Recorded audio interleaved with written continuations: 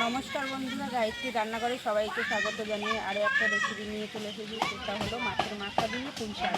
মাছের মাথা অনেকেই খেতে চায় না, কিন্তু এইভাবে রান্না করে খেলে দেখবে সবাই খাবে, বাড়ির সব লোক। মাছের মাথা সবাই অনেকেই ফেলে দেয়, অনেকেই খেতে চায় না। আমি আজকে পুঁই শাক দিয়ে সহজভাবে কীভাবে ভালো একটা রান্না করা যায় সেইটাই দেখাবো। চলো, দিয়েছি, এবারে হলুদ দিয়ে দেবো। হলুদ দিয়ে দিলাম, ভালো করে মেখে নেব।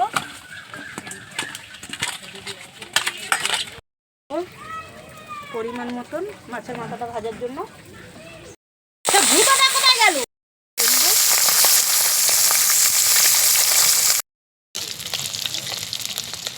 আমার মাথাগুলো লাল লাল করে ভাজা হয়ে গেছে। এবার মাথাগুলো তুলে নেব। লঙ্কা, একটু পাঁচফোড়ন,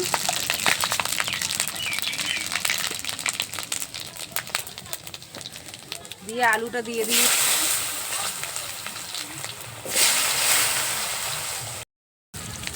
কুমড়ো,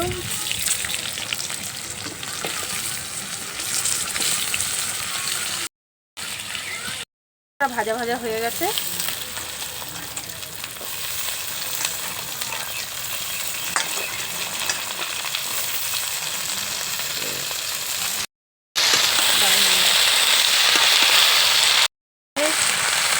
ঢেকে দেবো, একটু মজে যাওয়ার পরে আমি বেগুনটা দিচ্ছি। ঢেকে দেবো। না, কটা চেরা কাঁচা লঙ্কা, আদা জিরের পেস্ট, 1 চামচ আদা বাটা, 1 চামচ জিরে বাটা। একে একে আমি মশলাগুলো সব দিয়ে দেবো। এবারে হলুদ গুঁড়ো পরিমাণ,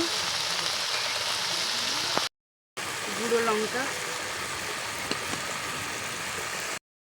ভালো। এবার আমি নেড়ে দেবো।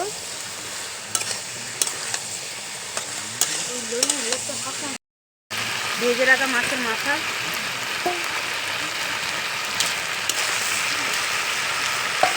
দিয়ে ঢেকে দেবো। মাথা পুঁই শাক হয়ে গেছে, কি সুন্দর লাগছে। এরকম করে বাড়িতে তোমরা করে ট্রাই করে দেখো। আর আমার চ্যানেলটা সাবস্ক্রাইব করো, লাইক করো, আমার পাশে দেখো।